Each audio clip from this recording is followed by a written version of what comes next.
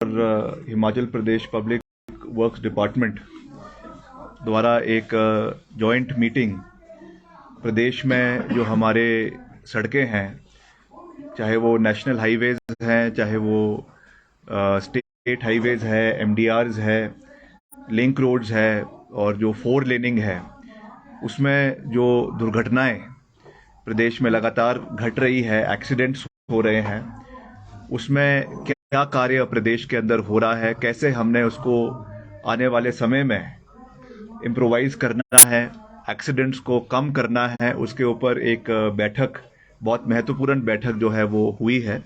और ऐसा नहीं है कि पूर्व में इसमें कार्य नहीं हुआ है। पूर्व में भी अगर मैं आंकड़ों को भी देखूं तो 2017 में जो एक्सीडेंट्स थे वो 3114 एक्सीडेंट्स हुए थे, जो घटकर अब 2022 में 2597 एक्सीडेंट्स प्रदेश के अंदर हुए हैं। और डेथ्स भी वैसे आपके 1203 2017 में हुई थी, जो अब कम होकर 1032 जो है वो हुई है। इंजरीज भी आपकी 5400 से घटकर करीबन 4100 के करीबन रह गई है। मगर अभी भी हमको इसमें बहुत काम प्रदेश के अंदर करने की आवश्यकता है।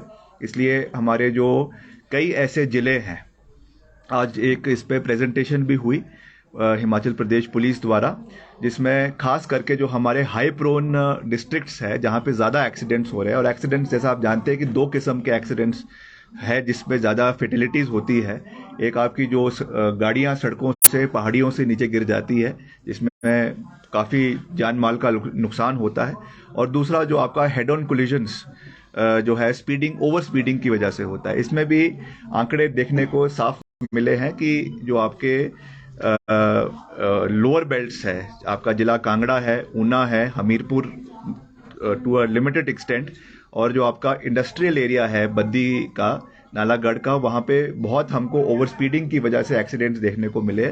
और वैसे जो हमारे दूर दराज के इलाके हैं, चाहे वो किन्नौर है या शिमला है, सिरमौर के कुछ ऐसे हिस्से हैं, चंबा के कुछ ऐसे हिस्से हैं जहाँ पे ब्लैक स्पॉट्स आइडेंटिफाई भी किए, उन पे काम भी हुआ है। मगर वहाँ पे अभी भी जो आपकी कई बसें गिर जाती है, कई आपकी लाइट मोटर व्हीकल्स गिर जाती है, ट्रक्स गिर जाते हैं, इसमें काफ़ी जो है डेथ्स हो जाती है। इन चीज़ों के ऊपर आंकड़ों सहित हमको इस पे अब आने वाले समय में इम्प्रोवाइजेशन करने की आवश्यकता है।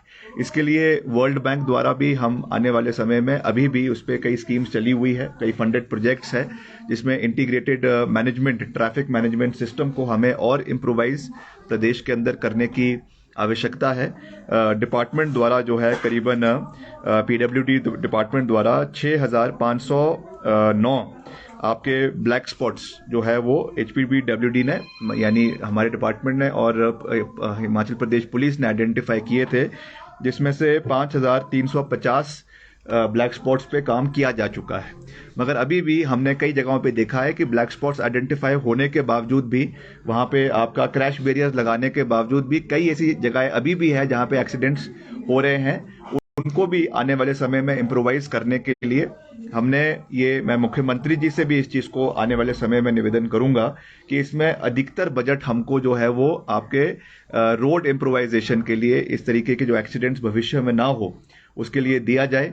और जो हमारी नेशनल हाईवे की सड़कें हैं, उसके लिए हम ministry of road surface and transport मॉर्थ है, उनसे भी निवेदन करेंगे कि इसमें ज़्यादा फंडिंग जो है वो ब्लैक स्पॉट्स के लिए दी जाए, जहाँ पे हम ज़्यादा से ज़्यादा सेफ्टी मेजर्स आने वाले समय में जो है वो ले सके, ताकि एक्सीडेंट्स की जो हमारी जो नंबर्स है, फिगर्स है, उनको हम आने वाले समय में कम कर सके।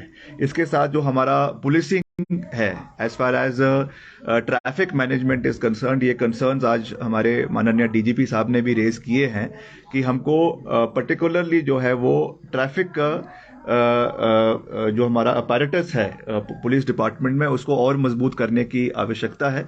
और डेडिकेटेड ट्रैफिक पुलिस आपके खास करके उन जिलों में जहाँ पे ये फेटिलिटीज बहुत हाई हो रही है, जैसे मैंने कहा ऊना है, कुल्लू है, आपका बद्दी डिस्ट्रिक्ट है, वहाँ पे करने की आवश्यकता है। डीजीपी साहब भी इस मुद्दे को मुख्यमंत्री जी से उठाएंगे और क्योंकि हमारा भी कंसर्न डिपार्टमेंट है, इसलिए हम भी इस विषय को प्राथमिकता पे मुख्यमंत्री जी से उठाएंगे कि कम से कम टू बिगिन विथ इन एरियाज में हम जो है सेपरेट एक पुलिसिंग ट्रैफिक पुलिसिंग डिस्ट्रिक्ट वहां पे दिया जा सके, डीएसपी वहां बैठे और स्टाफ भी बढ़ाया जाए, क्योंकि अभी जो हमारी रिक्विजिट स्ट्रेंथ है पुलिस की, उनमें से ही आप ट्रैफिक के लिए डाइवर्ट कर रहे हैं, तो उसमें जो लॉ एंड ऑर्डर है वो भी पूरी तरीके से सॉल्व नहीं हो पाता है, और दूसरे तरीके से जो आपका ट्रैफिक मैनेजमेंट है वो भी उसमें सॉल्व नहीं हो पा रहा है। और इन जो डेडिकेटेड रोड्स है इसमें आपको जो है गाड़ियां जो है आपकी ट्रैफिक मैनेजमेंट के लिए पीसीआर व्हीकल से हटकर भी आवश्यकता है, वो भी उसके लिए भी अभी गाड़ियां बहुत कम हैं डिपार्टमेंट के पास। इस चीज़ को भी हम जो है सरकार से टेकअप करेंगे आने वाले समय में, और प्राथमिकता पे इसके लिए फंडिंग करवाने का पूरा प्रयास जो है वो आने वाले समय में किया जाएगा। और आज कई मापदंडों के ऊपर जो 4-5 डिस्ट्रिक्ट्स के हमारे ऑनरेबल एसपीज यहाँ पर आए हैं, उन्होंने अपने अपने डिस्ट्रिक्ट के मुतल्लक कई कंसर्न्स को यहाँ पे रेज किया है, जिसको हमने मिनट्स में रिकॉर्ड किया है, और उनको भी हम ध्यान में रखते हुए हमने अपने लिए कम से 6 महीने का 8 महीने का एक वर्किंग प्लान बनाया है, जिसमें हम डिपार्टमेंट द्वारा भी जो ऐसे स्पॉट्स है प्रदेश के अंदर जहाँ पे एक्सीडेंट प्रोन एरियाज है उनको ठीक करने का, चाहे वो वहाँ की रोड्स की कंडीशन है, उसको वहाँ के जो साइनेजेस है उसको इम्प्रोवाइज किया जा सके, वो भी बड़ा ज़रूरी है, क्योंकि कई बारी हमारे टूरिस्ट आते हैं, उनको इलाके के बारे में पूरी जानकारी नहीं होती है और उसकी वजह से भी फेटलिटीज़ बढ़ जाती है। इसलिए रोड साइनेजेस और कोई हैजर्डियस एरियाज हो उसके बारे में पहले ही जानकारी मिल जाए, उसके लिए भी हम प्रयास करेंगे। और हम टेलीकॉम डिपार्टमेंट से भी इसमें टाई अप करने की कोशिश करेंगे कि जब आप पर्टिकुलर किसी डिस्ट्रिक्ट में कोई व्यक्ति जा रहा है, वहाँ का टावर का सेलफोन उसको पकड़ता है, जो भी डिस्ट्रिक्ट में आदमी आ रहा है, तो उनको एक पहले ही मैसेज आ जाए कि इस तरीके का जो है यहाँ की रोड कंडीशंस है या इस तरीके का कोई वहाँ की जो समस्या है, ताकि जो लोकल्स के अलावा जो बाहर से टूरिस्ट आ रहे हैं उनको वहाँ की जो कंडीशंस हो उसके बारे में वो अवगत हो, उसके लिए भी हम प्रयास करेंगे। मगर जैसा मैंने कहा कि it is not only PWD, ये एक जॉइंट मैकेनिज्म जो है वो पुलिस डिपार्टमेंट है, पीडब्ल्यूडी है, जितने भी स्टेक होल्डर्स है उनके बीच में होना चाहिए। A lot of good work has happened previously, but उसको हमको आने वाले समय में और मजबूती देने के लिए की आवश्यकता है। इसीलिए आज ये एक बैठक की गई है और आने वाले समय में रेगुलर इंटरवल्स पे इस तरीके की बैठक हम प्रदेश के अंदर करेंगे। और अभी प्राथमिकता पे जो मैंने कल भी जिसके बारे में जिक्र किया कि 4 हमारे स्टेट हाईवेज है जिनकी 4 लेनिंग का कार्य बहुत जल्द इन प्रिंसिपल केंद्र सरकार से मिनिस्ट्री ऑफ मॉर्थ से अप्रूवल हो जाएगी, उस पर कार्य शुरू होगा।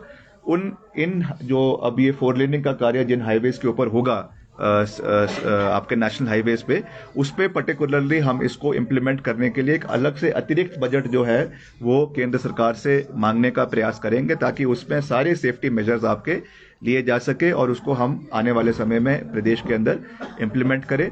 और साथ ही साथ कई जगहों पे ये भी देखा जाता है कि बहुत से आपके जो शहरी इलाके हैं, हेविली पॉपुलेटेड एरियाज है, वहाँ पे जो रेडी वाले हैं, रेडी फड़ी वाले हैं, कई दुकान है, कई आपकी इंक्रोचमेंट्स है, उसकी वजह से भी एक्सीडेंट्स हो रहे हैं। उसके लिए भी हम एक सैनिटाइजेशन जो है वो करने का प्रयास करेंगे। पुलिस डिपार्टमेंट में उस पर अपना योगदान देगा, मगर उनको रिक्विजिट पार्किंग फैसिलिटीज़ और एक जगह जहां पे वो अपनी दुकानें लगा सके उसका भी प्रोविजन करने की आवश्यकता है। तो उसको भी एक स्टिपुलेटेड टाइम फ्रेम में उस पर भी हम काम करने का जो है वो प्रयास करेंगे। सर, अक्सर देखा जाता है जो हिली एरियाज है वहाँ पे मशीनरी और एम्बुलेंस जो वो टाइम पे नहीं मिल पाती है, तो क्या इस तरह का रहेगा कि जो रोड्स के एम्बुलेंसेस के भी वो और जो मशीनरी है, क्योंकि कई बार देखा गया बसेस नीचे गिर जाती है, मशीनरी टाइम पे नहीं पहुंचती, तो उसकी वजह से भी कैजुअलिटीज बढ़ जाती है। ये भी एक बहुत इम्पोर्टेंट फैक्टर है, क्योंकि जब कोई इस तरीके का एक्सीडेंट होता है तो time is of the greatest essence. एक मिनट, एक सेकंड जो है वो बहुत महत्वपूर्ण होता है, और इसलिए हम खास करके जो रिमोट एरियाज है जहाँ पे इस तरीके के एक्सीडेंट्स होते हैं, अभी एक हमारी जो एसपी कुल्लू हैं मैडम, वो बंजार का एक इंसिडेंट्स दे रही थी जहाँ पे एक बारी आपका बस गिरी और करीबन 35 से 37 लोगों की उसमें दुखद घटना हुई, मृत्यु हो गई। वैसे ही शिलाई के अंदर हुआ। तो जो ऐसे प्रोन एरिया एरियाज है वहाँ पे हालांकि 108 की एम्बुलेंसेस उस एरियाज में हैं, मगर उसको भी हमें इम्प्रोवाइज करने की आवश्यकता है। और आपका डिपार्टमेंट द्वारा भी कई जगहों पे हमारी जो मशीन्स है उनको रिट्रीव करने के लिए जिसकी आवश्यकता है, क्रेन्स है, उसको भी हम इम्प्रोवाइज करने का प्रयास करेंगे। मगर जैसा अभी हमने मीटिंग में भी कहा, it is a ongoing process, बहुत लंबा प्रोसेस है। मगर कुछ एरियाज को पहले आइडेंटिफाई करके हम एक्शनेबल मोड में आना चाहते हैं और वहाँ पे उसकी शुरुआत करें ताकि ज़मीन पे लगे कि कुछ चेंजेस आ रहे हैं, और फिर ग्रेजुअली उसको हम और एरियाज में भी इम्प्लीमेंट करने का प्रयास करेंगे। आपने कहा कि ब्लैक स्पॉट्स को आइडेंटिफाई किया गया है, कौन से एरिया में सबसे ज्यादा ब्लैक स्पॉट्स को आइडेंटिफाई किया गया है, और अगर जितने ब्लैक स्पॉट्स बचे हैं उनकी अब किस तरह से भरपाई की जाएगी, क्योंकि ये एक्सीडेंट का सबसे बड़ा कारण भी है। देखिए, टोटल तो जैसे मैंने कहा कि 6,509 जो एक आंकड़ा नेशनल हाईवे सारी सड़कों का है, मगर उनका एक क्राइटेरिया होता है कि ये ब्लैक स्पॉट्स का क्राइटेरिया है जहाँ पे मिनिमम पांच एक्सीडेंट्स होते हैं या बहुत ही जो शार्प कर्व्स है, बेंड्स है, उसको होता है। पर ज़रूरी नहीं है कि एक्सीडेंट हमेशा ब्लैक स्पॉट्स पे ही होगा, उसके 500 मीटर आगे भी हो सकता है, पीछे भी हो सकता है। पर हमारा फर्स्ट प्रायोरिटी जो है उन पे कार्य करने की आवश्यकता है, और उसमें मुझे खुशी है कि उसमें 6,509 में से 5,350 पे कार्य हो चुका है, और उन पे जो है वो रेलिंग, आपकी ये क्रैश बैरियर्स लगाए जा चुके हैं। मगर अभी भी हमको उस पर बहुत काम करने की आवश्यकता है, तो उस पर हम आने वाले समय में और ऐसी जगहें को आइडेंटिफाई करेंगे। और मैंने ये भी एक निवेदन किया है जिसपे हम अपने मुख्यमंत्री जी से भी मैं निवेदन करूंगा, कैबिनेट कलीग से भी करूंगा कि हमको एक अवेयरनेस ड्राइव क्रिएट करने की आवश्यकता है। क्योंकि देखिए, ये कार्य तब तक ही पूरा नहीं हो सकता जब तक इसमें डिपार्टमेंट्स इनिशिएटिव ले। It has to be a people's movement. ये अवेयरनेस क्रिएट करना बहुत आवश्यक है, इसलिए हम इसको सरकार से भी इस विषय को उठाएंगे कि जितने हमारे युवक मंडल्स हैं, हमारे स्कूल के बच्चे हैं, हमारे कॉलेजेस के बच्चे हैं, उनमें भी एक ड्राइव इस तरीके की क्रिएट की जा सके ताकि अवेयरनेस ज़्यादा से ज़्यादा, जितनी फर्टिलिटीज़ हो रही है, मुझे ये आंकड़े जो आज हमारे सामने रखे गए इनको देख के दुख भी हुआ है, मगर खुशी भी है कहीं ना कहीं कि इसमें कमी आई है। मगर इसकी लोगों को जानकारी भी पूरे तरीके से होनी चाहिए। मैं भी अपने सोशल मीडिया के माध्यम से ज़्यादा से ज़्यादा इसके बारे में जानकारी प्राप्त करवाने की कोशिश करवाएंगे, और जो हमारा पुलिस डिपार्टमेंट का सोशल मीडिया बड़ा अच्छा तरीके से कार्य कर रहा है, हम अपने डिपार्टमेंट में भी इसके नए रिफॉर्म्स लेकर आएंगे ताकि जो भी हमारा कार्य हो रहा है उसकी जानकारी लोगों तक जो है पहुंचे, और उसमें जो कमियां हैं वो भी हमको लगातार फीडबैक लोगों का मिलता रहे, ताकि it has to be a two way communication, और फिर ही मिलके हम इन प्रॉब्लम्स से निपट सकते हैं। राहुल गांधी की सदन की सदस्यता को रद्द कर दिया गया है, किस तरह से जो मानहानि केस था उसको तो पॉलिटिकल वजह से हम दो चले जाते तो पॉलिटिकल सर, दुपहिया वाहन सड़कों पर दुपहिया वाहनों सर, राहुल गांधी की जो सदस्यता है सांसद की, वो रद्द कर दी गई है। जिस प्रकार से जो है वो 2 साल की उनको जेल, इस पर जमानत मिली है, किस तरीके से देख रहे हैं? देखिए, ये बहुत अनफॉर्चुनेट है कि एक व्यक्ति जो देश के दबे हुए, कुचले हुए, ऑप्रेस्ड लोगों की आवाज को उठाने का कार्य कर रहे हैं, उनके खिलाफ इस तरीके की कार्रवाई करवाई जाती है। और सबसे बड़ा प्रश्न तो इस पे ये लगता है कि जिस व्यक्ति ने, जिसके बारे में ये कहा था, he was not the complainant of this so called defamation case, so called criminal defamation case। और ये बात मैं नहीं कह रहा हूँ, ये हमारे जो देश के सबसे वरिष्ठम में से एक एडवोकेट है, डॉक्टर अभिषेक मनु सिंघवी, उन्होंने भी इस बात को कहा है। कपिल सिब्बल जी, जो एक बहुत वरिष्ठ अधिवक्ता है, उन्होंने भी इस बात को कहा है कि जब तक जो मेन कंप्लेनेंट है वो इस बात को नहीं कह रहा है और कोई थर्ड पार्टी आकर ये जो है मानहानि का दावा कर रही है और उस पर इस तरीके की जो है वो प्रक्रिया कोर्ट ने दी है। हम कोर्ट का, जुडिशरी का बहुत मान सम्मान करते हैं और हम उस पर कोई भी टिक्का टिप्पणी जो है वो कोर्ट प्रोसेस के ऊपर नहीं करना चाहते हैं। मगर जिस तरीके से विपक्ष की आवाज़ को स्टिफल करने की कोशिश करी जा रही है, सिस्टमैटिकली दबाने की कोशिश करी जा रही है, मैं समझता हूं कि ये लोकतंत्र का गला दबाने का और लोकतंत्र तरह की हत्या करने का प्रयास किया जा रहा है। और ये सब इस बात को जानते हैं कि क्रिमिनल डेफोमेशन के लिए इस तरीके का सजा देना ये बहुत दुर्भाग्यपूर्ण है। मगर निश्चित तौर से हमें जुडिशरी में, इंडियन जुडिशरी में पूरा विश्वास है। एंड आई एम श्योर कि जो 1 महीने का समय माननीय राहुल गांधी जी को दिया है, उनकी जो लीगल टीम है, they will explore all legal opinions और इसको रिक्विजिट जहां पर भी जो हायर कोर्ट है, हाई कोर्ट में और फर्दर इन सुप्रीम कोर्ट इसको अपील की जाएगी और जो भी इसमें कानूनी प्रक्रिया है उसको फॉलो किया जाएगा। मगर जिस तरीके की जल्दी इसमें लोकसभा सचिवालय ने दिखाई है, ये भी कहीं ना कहीं एक जो है क्वेश्चन मार्क के घेरे में आ जाता है। क्योंकि जब सबऑर्डिनेट कोर्ट ने जहां से ये फैसला आया है, अगर अपने ऑर्डर को सस्पेंड कर 1 महीने का समय दिया है, तो उसमें उनको वेट एंड वॉच करना चाहिए था। मगर तब भी मैं उस पर कोई ज़्यादा टिक्का टिप्पणी नहीं करना चाहता हूं। मगर मैं यही कह सकता हूं कि हम इस तरीके के यूनिलैटरल डिसीजन से डरेंगे नहीं। We stand rock solid with the family, with Shri Rahul Gandhi ji, with madam Sonia Gandhi ji, Priyanka Gandhi ji, और हम उनकी इस तरीके की जो लड़ाई वो लड़ रहे हैं, जिस तरीके से उन्होंने कल कोट खुद किया है, महात्मा गांधी जो फादर ऑफ द नेशन है, उनके शब्दों को उन्होंने कोट करते हुए ये कहा कि I will continue to fight for the people of the country, और सत्यता में ही मेरा धर्म है और इसके लिए मैं लड़ता रहूंगा। तो इन चीजों से हमको डरने की आवश्यकता नहीं है।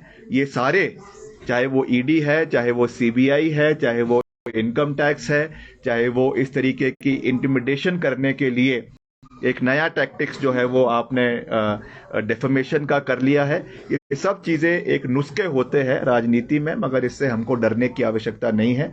हम सत्यता की राह पर आगे चलते रहेंगे, निष्पक्षता से, निडरता से प्रदेश की आवाज को हम उठाते रहेंगे और हमारे नेता आदरणीय राहुल गांधी जी देश के लोगों की आवाज को उठाते रहेंगे। जिस तरीके से भी आपने देखा कि उन्होंने जो करीबन 3,500 किलोमीटर का सफर तय कर कन्याकुमारी से वो कश्मीर पहुंचे, लाखों लोगों का, करोड़ों लोगों का जन समर्थन उन्हें प्राप्त हुआ, उससे डरकर ये कदम जो है वो सरकार ने उठाया है।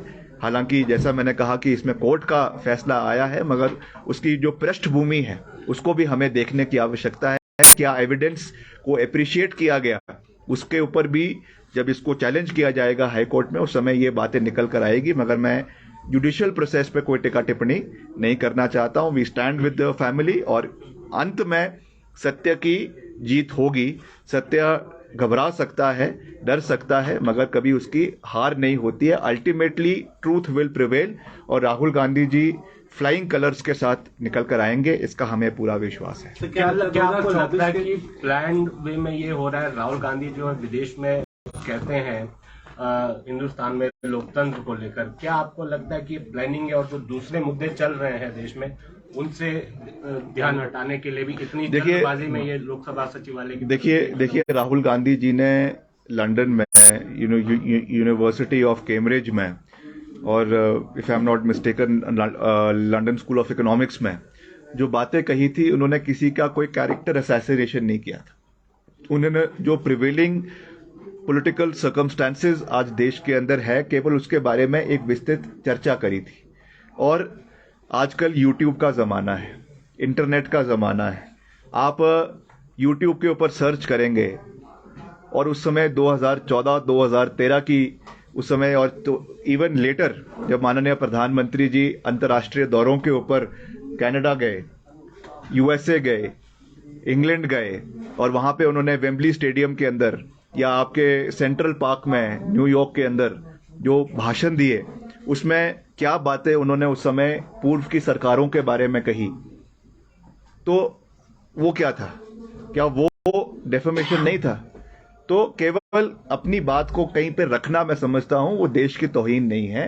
उन्होंने हमेशा देश हित के लिए लड़ाई लड़ी है और आगे भी लड़ते रहेंगे। और ये पूरे तरीके से जो ये माहौल देश के अंदर बना, खास करके जो ये भारत जोड़ो यात्रा का बना, जिस तरीके का जन सलाह निकल कर आया, उससे घबराकर मुद्दों से हटाने के लिए, और अभी जो अदानी हिंडनबर्ग इशू निकल कर आया जिसमें आपने देखा किस तरीके से अदानी का जो है शेयर मार्केट वैल्यू गिरी, किस तरीके से उसमें एक्सपोजे हुआ, उससे लोगों का ध्यान भटकाने के लिए, उससे हटाने के लिए इस तरीके की ये कार्रवाई करी गई है। और जैसा मैंने कहा कि कुछ समय तक लोगों का ध्यान भटकाया जा सकता है। You can fool few people at few times, but you cannot fool all the people at all the time. इसका सच जो है वो निकल कर आएगा और अंत में सत्यता की जीत होगी, ये मैं कह सकता हूँ। सर, क्या लगता है 2024 के चुनावों को लेकर इस तरह के हथकंडे अपनाए जा रहे हैं? निश्चित तौर से। और क्या है, और इसका क्या एजेंडा और इसका क्या तात्पर्य निकाला जा सकता है?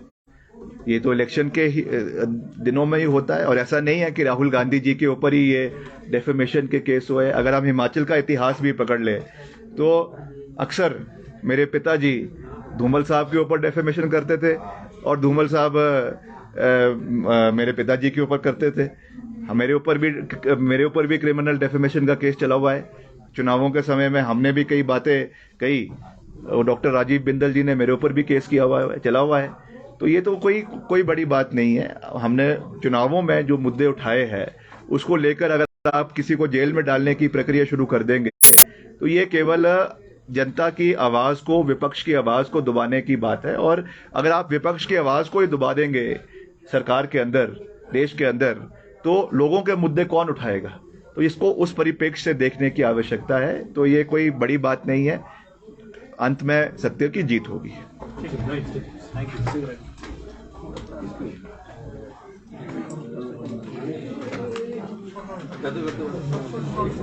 यू।